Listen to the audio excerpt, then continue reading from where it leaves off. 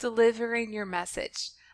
You've now done the research for your presentation, you've analyzed the audience, and you've worked with your team to start to develop a good setup. So the next thing you need to be really concerned about is your delivery style. When I say delivery, what I'm talking about is the combination of verbal and nonverbal communication skills that you are using to present your speech. This matters for a couple of reasons. One, it's compelling. People will pay more attention the more that you seem to command the room. And two, it makes it more memorable.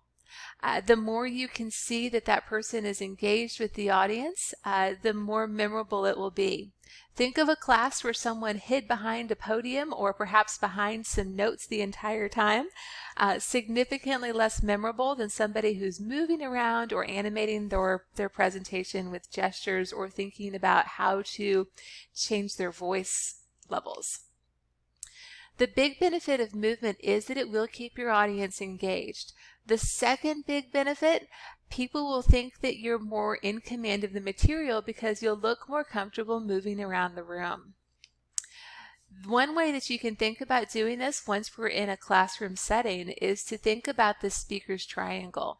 This is the idea that you can move from point A to point B to point C or back again to illustrate your points. This means that you'd stand up in front of the visual aid, take a big step forward, and you take turns moving as the presenting team goes along. It makes a huge impact in how confident you're going to look. The next thing I wanted to briefly tell you about is a really cool study they did of TED Talks. So before I show you these, I want you to think of how long you watch a TED Talk before you click off to watch a different video. We'll come back to that. The first thing that's critical here is that it's not what you say, it is how you say it. The best TED Talk presentations combine good content with really excellent delivery skills. The second is that they looked at TED Talk videos across 1 year and they found that the ones that had the most views also had more hand gestures. Now this is a little tricky if you're doing an online presentation because if I am doing this the entire presentation, it starts to look really weird. But you do want to think about so maybe I do that once, some limited gestures. In the classroom setting or at work, you need to go probably much bigger than you already are. The third is that flexibility is really good. That means you lose your place, you stop and look at your dog, keep going. Don't apologize, don't pause, roll with what's happening. It's going to make you look more confident and competent. This is one of my favorites, and that is the research that smiling, so yay, makes you look smarter. I don't think that there's actually a direct correlation there if they were to drill it down in the research. My suspicion on that research is that people who smile look like they don't mind presenting. They look like they're confident about what they're talking about.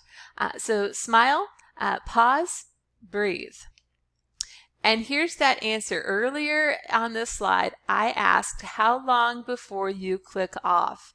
They found that speakers had about 7 seconds before they were clicking on to the next one. That first impression, and in a classroom that's before you start speaking, is so important. So final couple points here. 1, your delivery needs to be appropriate for your setting. It's going to look different online than it will in a classroom. For example, we'll skip down to eye contact. In a video setting, you want to aim for 70 to 80% eye contact. So, I'll get a little closer here. If I am staring into the screen like this the entire time during a video interview and not modulating my voice like this, I start to look really creepy. So back off. In a classroom setting, you'd want to look away no more than once per minute. But in a setting like this, it's okay to kind of go back and forth and not zero in on the audience. You'll want to watch your vocalics. That includes vocal fry, fillers, and awkward pauses. So when those things happen, keep going. Don't draw attention to them. And that's also why in all of my classes here in JSOM, I have people watch their own videos. You won't know what your fillers are until you put yourself up on a screen. Anticipate that there will be issues. And when those issues happen, as I've already said probably 3 times now, keep going. Smile at your audience. Remember, that will make you look smarter. And practice, practice, practice.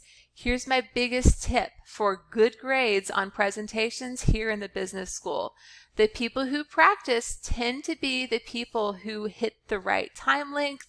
They also tend to be the people who are more confident working with their team members.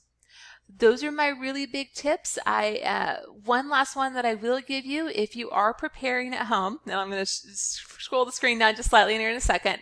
There's a really cool research study that came out that found if you're delivering your presentation to a small stuffed animal, a toy, a child, or a dog, so I'll pull the screen down here so you can see in my room. Those are my dissertation files. There's my dog.